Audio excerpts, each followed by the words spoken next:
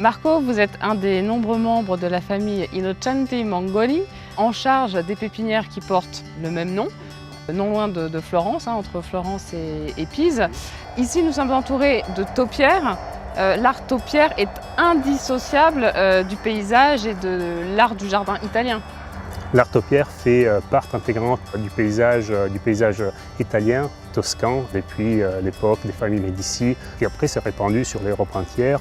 En France, beaucoup sur l'époque, je pense, Louis XIV. Oui, avec d'ailleurs les jardins à la française qui sont aussi… Qui sont magnifiques. Donc l'art taupière, quelque part, c'est l'envie de l'homme de maîtriser la nature?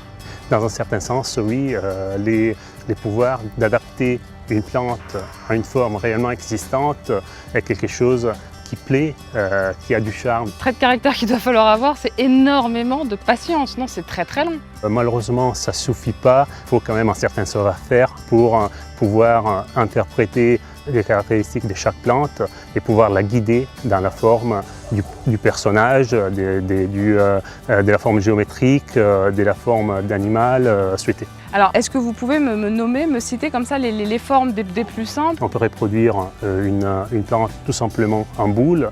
On peut produire quelque chose d'un petit peu plus compliqué, donc deux boules superposées. Deux boules superposées avec un cône, un cylindre avec un cône, un cylindre avec une boule plus un cône. On arrive à commercialiser des produits qui sont beaucoup plus importants, des plantes qui font jusqu'à 3 mètres, 4 mètres de hauteur, des plantes qui ont parfois des centaines d'années. Donc, la vie de plusieurs hommes dédiés, consacrés au suivi et à la formation d'une plante, ce n'est pas une plante qu'on achète, c'est vraiment du temps qu'on achète. Quelles sont les plantes à partir desquelles on peut se dire que voilà, cette plante va me permettre de réaliser une taupière?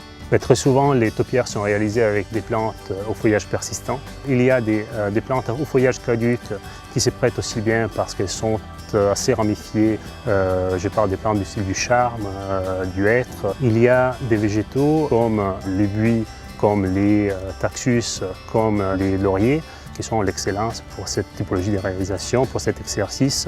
Mais naturellement, elle ne va pas garder sa forme comme ça? Naturellement, elle ne va pas garder sa forme, elle a besoin certainement d'un suivi, d'une taille constante. On peut se programmer des tailles d'entretien à calendrier 2 fois par an, principalement à partir du mois de mai. On peut les mettre en pot, en bac, en contenant ou forcément en pleine terre? Les deux? La plante peut être contreplantée dans un joli bac décoratif. La plante peut être plantée en pleine terre, en sachant qu'elle va avoir besoin d'une période d'adaptation et d'une technique de plantation adaptée, bien sûr. Vous en produisez environ combien chaque année ou vous en exportez combien? Nous exportons 2,5 millions de plantes en général, dont 15% est représenté par des plantes travaillées en art taupière.